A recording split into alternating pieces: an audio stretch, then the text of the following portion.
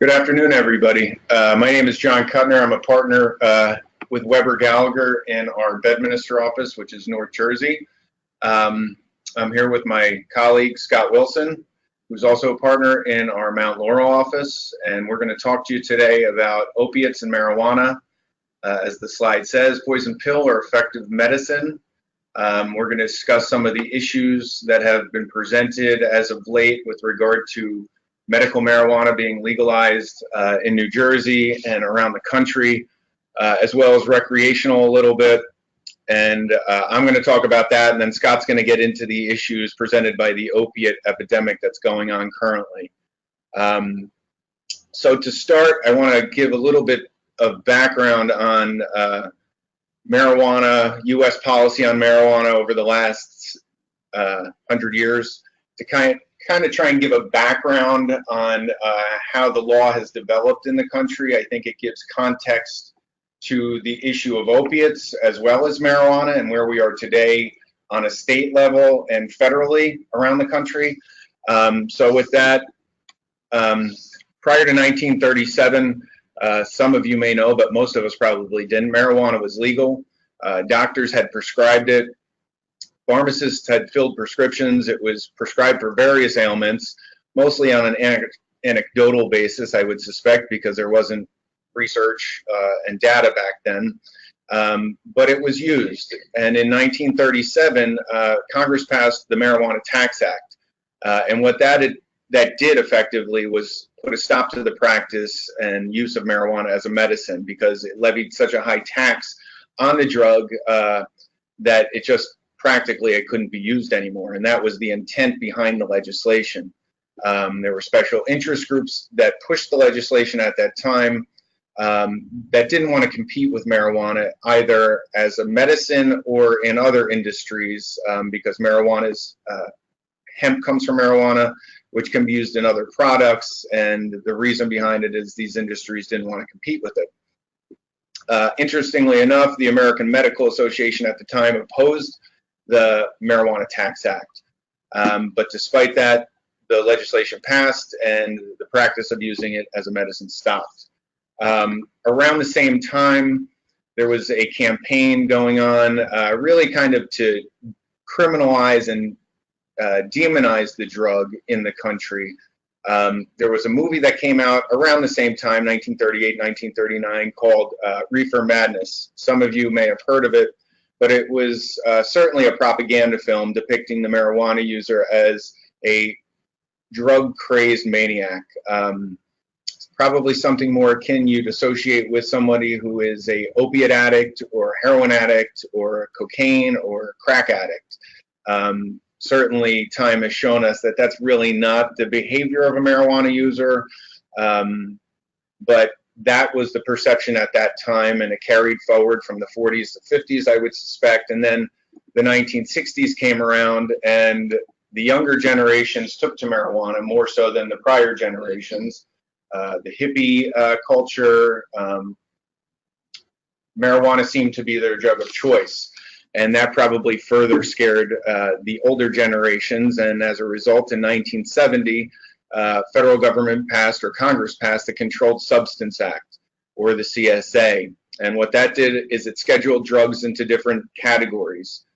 Schedule I drugs being the most dangerous. And the definition of a Schedule I drug, which marijuana is categorized as, is that it has no accepted medical use.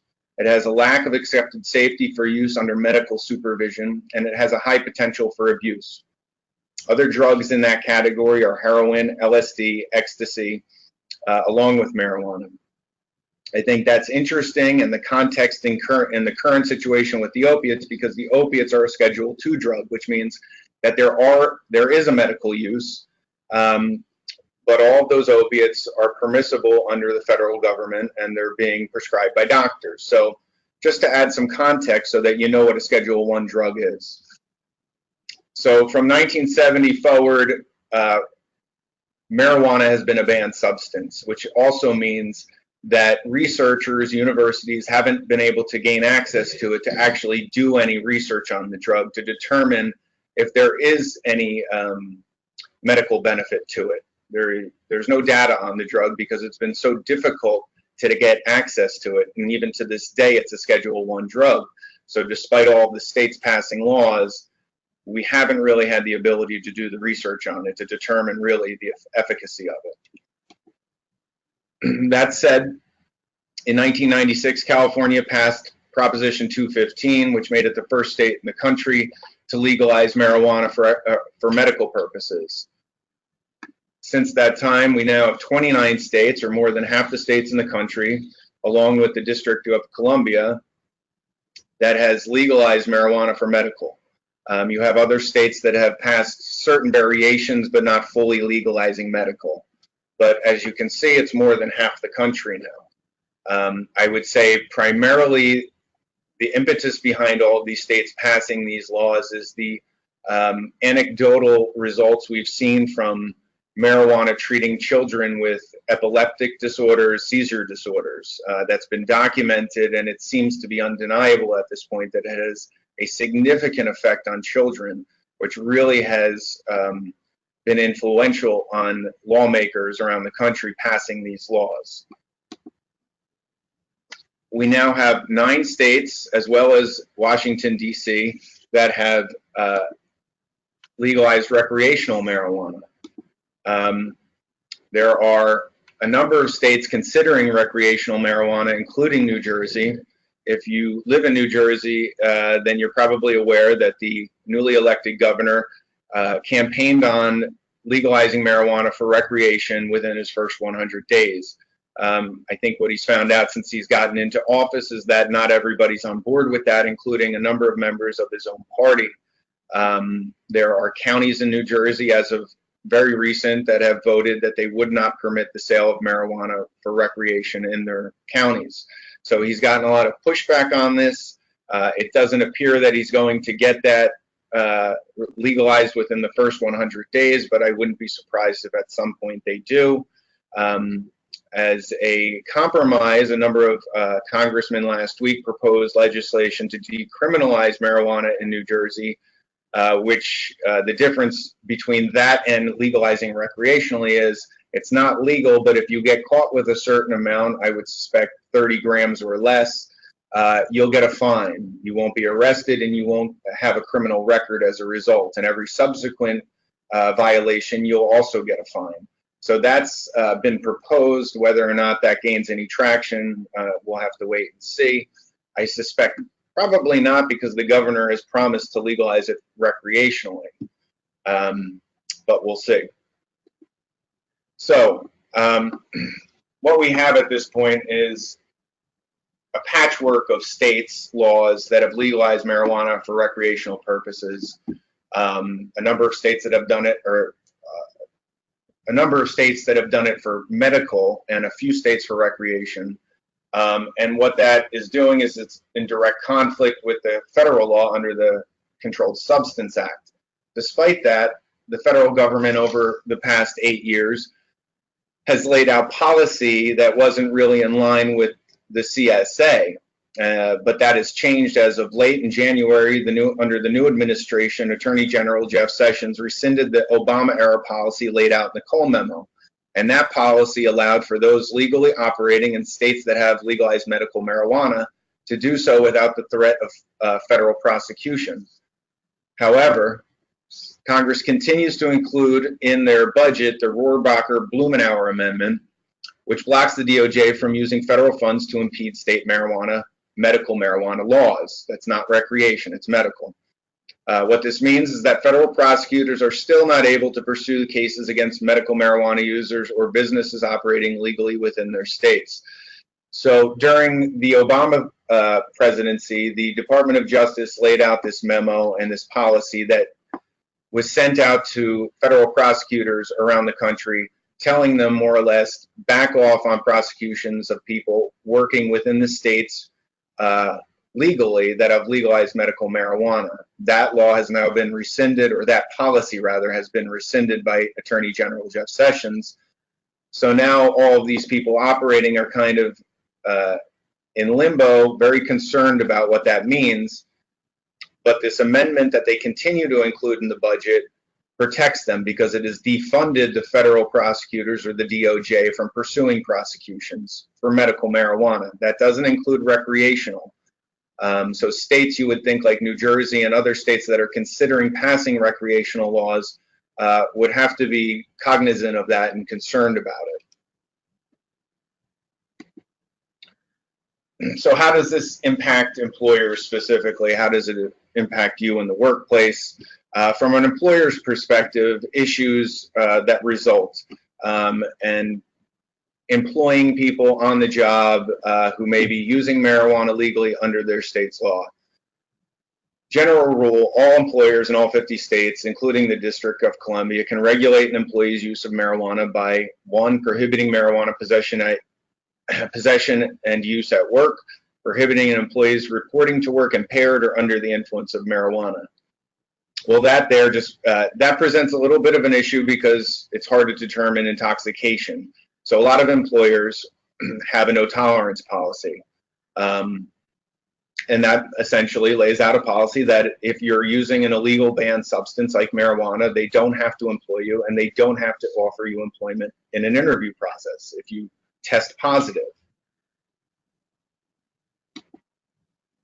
That said, there's a lot of states out there that have provided in their legislation anti-discrimination provisions, which means you can't deny employment or take adverse action against an employee if they test positive and they're using marijuana legally.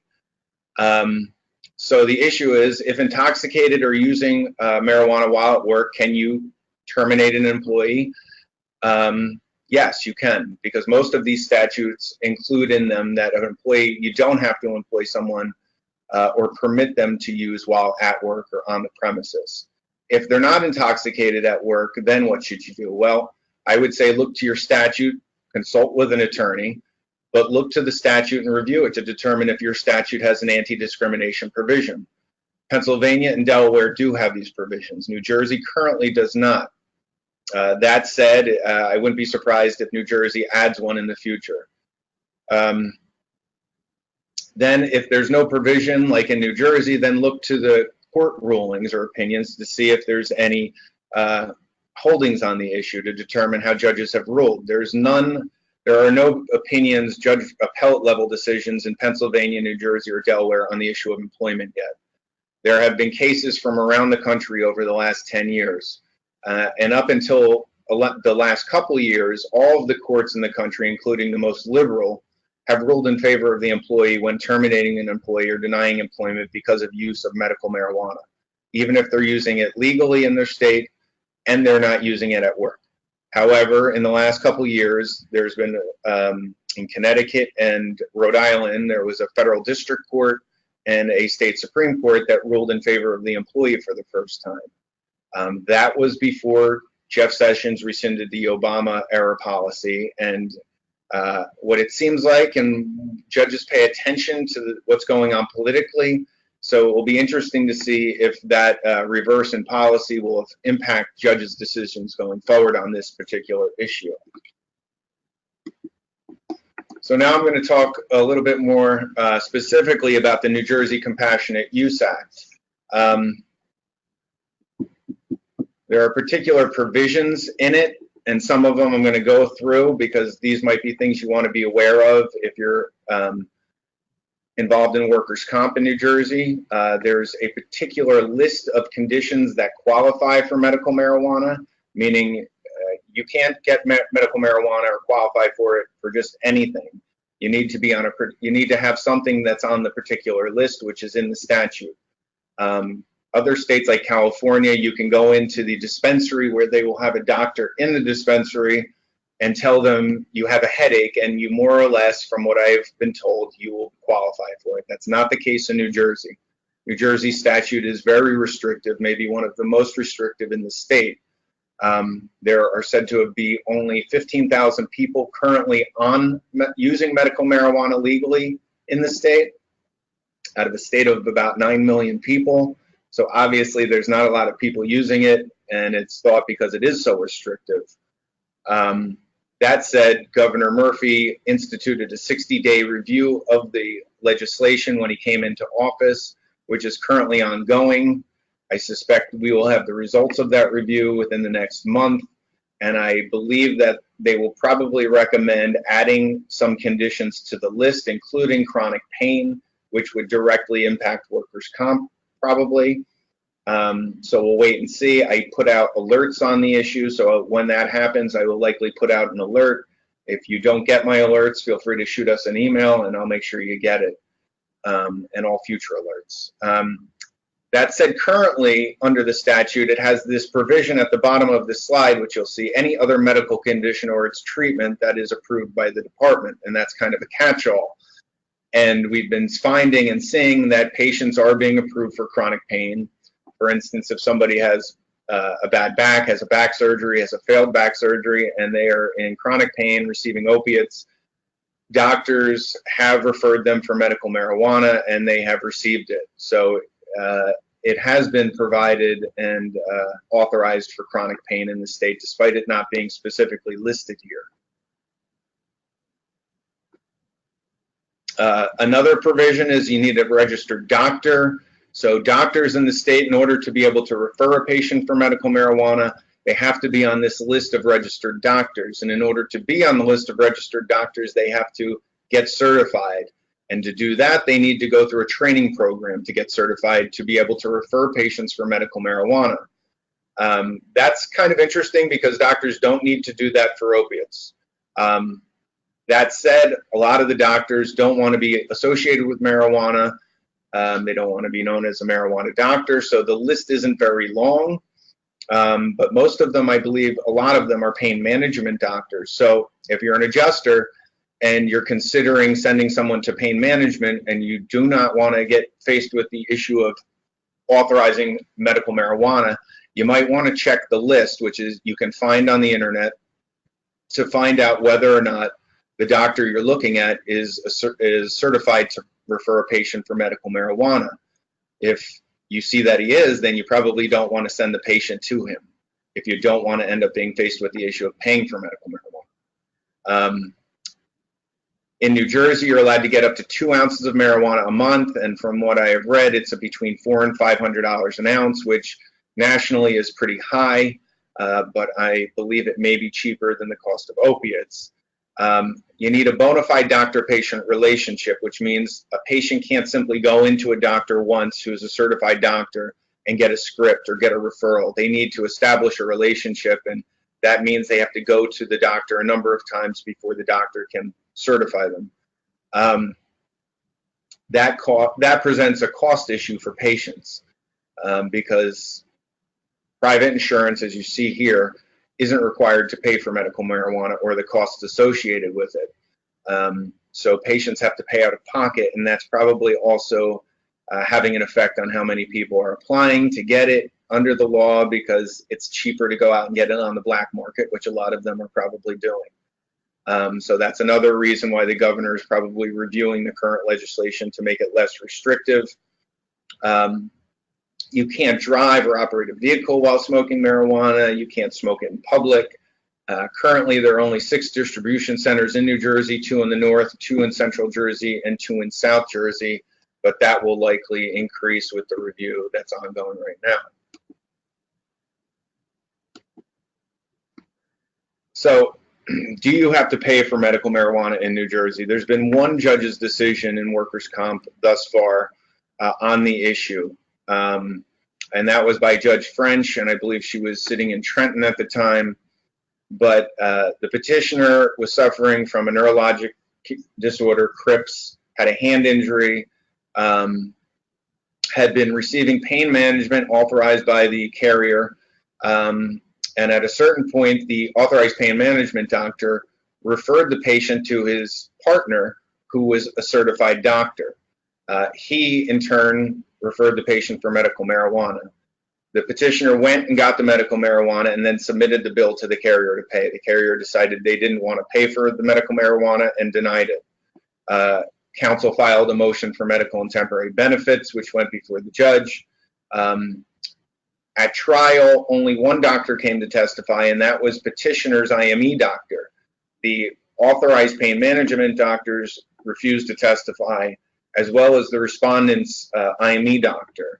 The doctors don't really want to testify on this topic. So the only doctor that testified was in favor of it, and he was the IME doctor for the petitioner. But what weighed on the judge in her opinion, if you read it, what's clear is that the judge took into consideration the issue with the opiates that are ongoing. And I've quoted a couple lines from her opinion. In it, she stated, "The effects of marijuana in many ways is not as debilitating as the effects of Percocet. And the pharmacy records show that ultimately petitioner was able to reduce the use of oral narcotic medication. And as a result of his improved pain management, he has achieved a greater level of functionality." So clearly, Judge French considered the issue with the opiates and felt that marijuana would have a better impact on the petitioner overall, treating his pain. There are other workers' comp decisions out there from Maine, New Mexico, and some other states that I've read, and these judges also address this issue with the opiates in their opinions. So it's obviously weighing on them when dealing with this issue. So that said, some issues that I've gone through and that will come up as a result of medical marijuana. Marijuana is still a Schedule I banned substance under federal law. However, medical marijuana businesses are protected under the federal budget still under the Blumenauer Amendment I discussed earlier. You want to pay attention to that, be aware of the current budget. I believe it's going to come back up in March, so we'll see if they include it again. I suspect they will. Science has not yet substantiated marijuana as effective treatment. The FDA hasn't, certified it. There's not a lot of research on it, which I talked about earlier, because it's a Schedule I drug. There's been legislation put forward by prominent senators on both parties in Congress to reschedule marijuana from a Schedule I to a Schedule II drug. That legislation hasn't gotten any ground yet. It's been, in Congress for a while now. So we'll wait and see, but as of yet, there's no real discussion about rescheduling it. Marijuana has been shown to lower a person's opiate intake, reducing the cost for employers and carriers. I've had a number of discussions with attorneys in the state who have been faced with the issue, and it's been determined by carriers in a number of instances that they would end up saving money paying for medical marijuana as opposed to opiates after reviewing the issue. And that's why you only have one judge level opinion, because the other carriers that have been faced with it, or a lot of them, have chosen to just authorize the medical marijuana. And at this point, under the Blumenauer Amendment, it's still protected business around the country. There's also been a study that came out from the Journal of the American Medical Association a couple years ago, which reviewed and surveyed states in all 50 states, and they found that in the states at that time that had legalized medical marijuana, they'd found that it reduced a person's opiate intake who were using opiates to treat pain by 25%, as opposed to states where marijuana hadn't been legalized. So there is data out there that suggests patients will supplement and reduce their opiate intakes by using marijuana. Right to direct treatment by a respondent. The last case we discussed, I noted the judge ordered the carrier to pay for the medical marijuana, although the petitioner went off to a doctor who was not their authorized doctor. In New Jersey, we have the right to control treatment, as you know. So again, if you're faced with a situation where you have to set up a pain management doctor, you might want to look at the list of authorized doctors to see if they're certified for medical marijuana before sending them, if you don't want to get confronted with that issue. Again, the decision I talked about from Judge French, it's unpublished, so it's not binding, but I certainly think it could be influential on other judges in the division. So with that, I'm going to turn it over to Scott, who's going to talk a bit about the opiate issue. The history of heroin opioid production in this country is somewhat different from what happened with marijuana, specifically Bayer Corporation, that brings you your aspirin. They began mass manufacturing heroin in the 1890s. It was prescribed for a variety of conditions, presumably also to take the edge off from all the cocaine you were drinking in your Coca-Cola at the time, which was actually had trace elements of cocaine in it at the time. But it eventually led to an uptick in addiction to the point that in the 1920s there was federal legislation which outlawed heroin. Fast forward approximately 70 years, in 1995, OxyContin first appears. This was used as a treatment for end-stage cancer patients. Initially, it was thought that it would provide a relief from pain for people in the final months of their life. However, pressure from a variety of groups over time led doctors to prescribe OxyContin in greater and greater amounts for less severe conditions, to the point where in the most recent study in 2012, there are approximately 260 million prescriptions written for opioids, which is nearly one bottle for every American. And in some states, the prescriptions are outnumbering the total population of the state. This is for a number of reasons. One is that some states have developed a reputation where there are pharmacies and doctors who are willing to prescribe opioids, so that people will travel from out of state into the state to obtain those prescriptions, drive back to their state, and do that back and forth. Florida has been known to several notorious pharmacies in Florida that were actually shut down because of this. The current crisis is the deadliest crisis in terms of drugs in American history. This far outstrips anything to do with crack cocaine in the late 80s into the early 90s. It's currently opioid addiction and overdose is the current leading cause of death for Americans under the age of 50. Last year, which they had statistics, which was in 2016, there were 64,000 fatalities, and that's more than motor vehicle accidents for that year, gun deaths for that year, or the entire Vietnam War casualties for deaths. The deaths involving synthetic opioid overdose have rocketed up 540% in 3 years. Obviously, this is well out of control at this point. The governments have tried to respond in a variety of ways. Although the legislatures will pass laws in certain instances, a lot of times they're just evolving it down to the state medical or pharmacy boards to handle the control aspect of it. Some of the approaches being used currently, there's dispensing limitations. That's currently in effect in New Jersey as of last year, and then Pennsylvania. The object here is to limit the amount of pills that a doctor can prescribe in the initial visit. In New Jersey, that's currently 5 days of pain medication opioids. In Pennsylvania, it's 7 days. And the theory being that after that initial prescription runs out, the petitioner has to, or the patient has to return back to the doctor for constant maintenance monitoring to make sure that the opioid consumption is not leading to abuse. Another approach is what they call prescription drug monitoring programs, PDMPs. This essentially requires pharmacists and other doctors to report what is being prescribed. They join a registry, essentially. The goal here is to prevent patients from going to several different doctors to obtain pain medication, opioids, and the doctor's not knowing what the left hand is doing when the right hand is prescribing opioids. The left hand is prescribing opioids, and no one's really sure how much is being used, whether any of it is being sold, if it's being given to someone else. So the idea is if a doctor is in a PDMP, he has to register what prescriptions have been given to this particular patient so that when he goes to the next doctor, that doctor's aware that he's already been prescribed opioids, and it prevents, the goal is to prevent receiving multiple prescriptions for the opioids. The third approach is the treatment guidelines. These are usually promulgated by the state or federal government, but they're really only useful to the extent that they can be enforced. It's great to say that someone should only have a week's worth of opioid medication, but if there's no actual enforcement provision, it really goes nowhere. Now, the most successful approach, which is currently in use in Texas and has been for several years, is what they call closed formularies. What they do is categorize drugs, and most opioids are classified as not recommended, or in Texas they call them N drugs.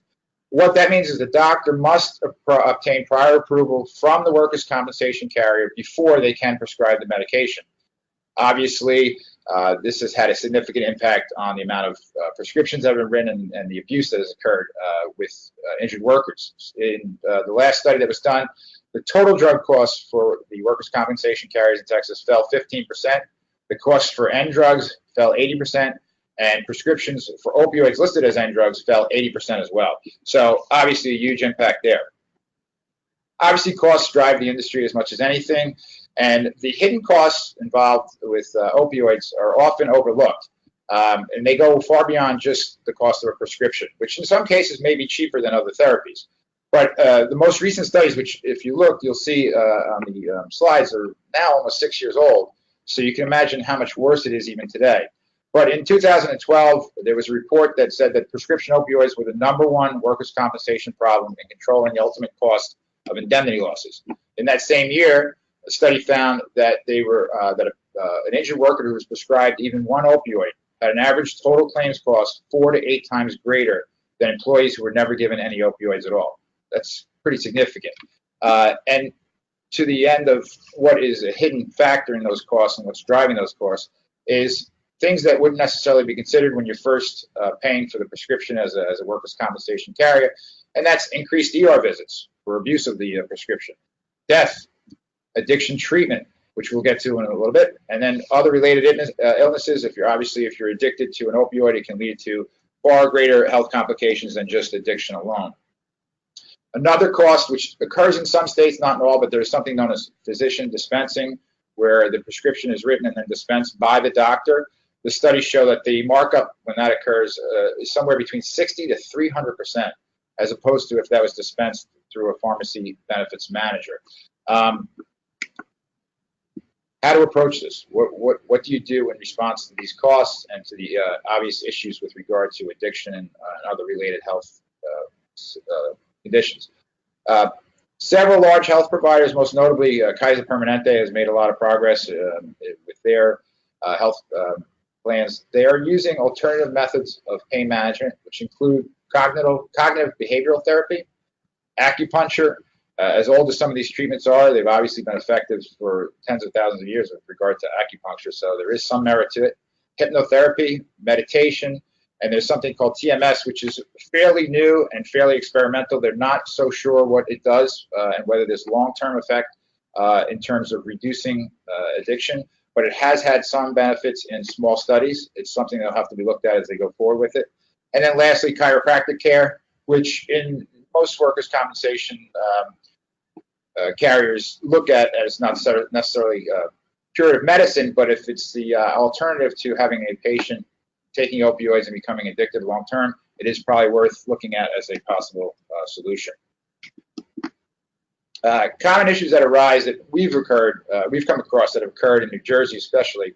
The first is where you have a doctor who is authorized, he sees the patient, he determines that the patient is eligible for opioids and would benefit from treatment with opioids, but the petitioner has a history of abuse either of street drugs or prior medication that he was prescribed from another doctor. In this situation, that has occurred a number of times. What I've done in each situation was to obtain a second opinion from a doctor who you anticipate will be less likely to prescribe an opioid. When you have those conflicting opinions, we go before the judge, and I make the argument that, Judge, if you order me to provide opioids, you're asking me to make a drug addict out of someone who already has a history of this abuse. It's been successful every time I've made the argument. Judges really don't want to be the person who signs an order saying, yes, you can go ahead and go back to abusing opioids when you have a history of drug abuse in the past. Another problem that has cropped up, and it's coming to the fore in New Jersey, particularly recently because of the changes in the law, is authorized pain management doctors are writing letters to the patient saying, because of recent changes in New Jersey law, we no longer can keep you as a patient in our practice. We recommend that you contact another pain management physician and let them assume the care of your with your opioid pain management. The problem is, we'll leave aside for a second whether that's ethical under medical guidelines, but from a carrier's perspective, difficulty is you've authorized the doctor, the petitioner is pursuing treatment and within all the guidelines the doctor has provided, and then he is cut off unilaterally by the doctor. What does the carrier do in that situation? What we found the difficulty is finding another doctor to take over the treatment. Oftentimes they'll look at someone who, especially if they've had a long-term opioid treatment plan, they'll say, I don't want to have that patient. This is a really difficult situation, and usually what it leads to is a drug rehab discussion with both the petitioner and the carrier as to getting him off of opioids and moving on to something else. There are several issues that arise in addition to that. One is, can an employee who's taking opioids work safely? Are they a danger to their other employees that are working with them? And also, can they travel to and from work safely? There is no case law on this. This is something that has to be handled on a case-by-case basis. Presumably, if it's a low dose and the person is working a desk job, possibly they can work safely. If they're working on a construction site and 30, 40 stories off the ground, probably not. It's something that certainly needs to be addressed with the doctors, ideally before they prescribe any opioids, but it is something that hasn't really been addressed yet in case law, but I anticipate it will come up more and more as this crisis continues to grow. An issue that did come up in Tennessee was whether long-term opioid treatment, in effect, creates a de facto total disability for a patient. And in this case, the injured worker had been taking opioids for approximately 5 years, and they filed for total disability, and the Supreme eventually was appealed and went to the Supreme Court, and the Tennessee Supreme Court found that, yes, the fact that this person's been on opioids as long as they have has effectively reduced them to being unable to work. So it's something to be obviously really concerned about when you first get to the situation where someone is being prescribed opioids. Back to the issue of drug rehab. If a petitioner is dropped from the roles of patients from a pain management practice, what is the workers' compensation carrier's obligation here? Are they required to pay for drug rehab? When this issue has come up, again, there is no case law. There is nothing at an appellate level or higher in New Jersey or Pennsylvania that I'm aware of that requires this. But in each case where this has happened, the judge has recommended that the insurance carrier pay for the rehab. The problem is it effective? Without going into too much detail about drug rehab and inpatient 28-day programs, as they're known as, and their effectiveness, the difficulty is oftentimes the petitioner is not necessarily going there because they want to get better. They're going there because they have no other option. And the statistics are not heartening when it comes to that in terms of long-term ability to stay off of the opioids. The other issue is if the petitioner does go to the 28-day program, successfully completes it, and then relapses, is the carrier on the hook to pay for that treatment also in terms of the relapse? Hasn't really been addressed. I have not yet come across that situation. I would imagine certainly the argument would be that the carrier has done everything they're required to do at that point, and that they should not be responsible for any medical treatment after the relapse. But again, that would probably be on a case-by-case, judge-by-judge basis until it's decided by an appellate court. In terms of practical advice, the number one thing that can be recommended is that carriers cut off the medication at the source, meaning have a discussion with the medical providers that you normally employ to see injured workers. Tell them up front, we would like anything but opioids to be initially prescribed as treatment to see if that works before the initial right away prescribing opioids. If you can prevent the petitioner from ever taking an opioid, you're in a much stronger position in terms of reducing costs, as evidenced by the stats from earlier, and also hopefully shortening the length of treatment because you're not taking these strong narcotics. The second bit of advice we would suggest, which is sort of hand in hand with the first, is that if the network provider does say, I think this person needs opioids, limit it to the 7 days, the 5 days, whatever is more comfortable for your carrier, with the idea that, yes, you may be paying more in costs for the petitioner to constantly have to return to see the doctor every week to 2 weeks, but it's certainly better than the long-term cost of having him become addicted to an opioid and all of the attendant problems that we've just discussed that come along with that. And lastly, it's been pretty apparent that the most effective change has occurred in Texas, where they have the closed formulary. It is vital that the workers' compensation and insurance industry lobby as hard as possible for reform in the state legislatures, because the system of a closed formulary clearly is effective and is the best way to go in terms of reducing costs and preventing all the problems that we previously discussed. With that, we wrap it up. We thank you very much for watching, and if you have any questions, please reach out to us. We'd be happy to answer them at your convenience. Thank you very much. Thanks, everybody.